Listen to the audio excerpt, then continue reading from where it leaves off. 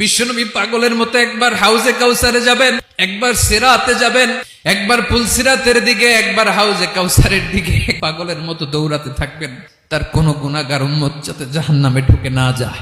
কিয়ামতের ময়দানে ওই বিভীষিকাময় সময়ে মুসিবতের কালে মানুষগুলো পাগল হয়ে বিশ্বনবীকে খুঁজতে আরম্ভ করবে।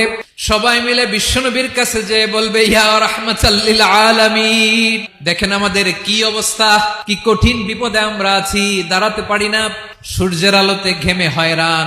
বিশ্বনবী মাকামে মাহমুদে যে আল্লাহু আকবার বলে সিজদায় লুটিয়ে পড়বেন, বিশ্বনবী এমন ভাবে অজর দ্বারায় সিজদায় লুটিয়ে পড়ে কাঁদবেন, রব্বুল আলামিনের রহমতের দরিয়ায় জোশ লেগে যাবে। রব্বুল আলামিন এই দৃশ্য থেকে সহ্য করতে পারবেন না। রব্বুল আলামিন বলবেন, ইয়া মুহাম্মদ ইরফা রাসাক, ও নবী আপনি মাথা তোলেন, আপনার কান্না আমি সহ্য করতে পারি না, আজকে আপনি যা চাবেন তাই দেব। ওয়াশফা তুশাফা, যার জন্য সুপারিশ করবেন তার সুপারিশ কবুল করে নেব। নবী মাথা তুলবেন, তুলে বলবেন, রব্বি হাবলি উম্মতি, আল্লাহ তুমি আমার গুনাহগার উম্মতকে বাঁচাও।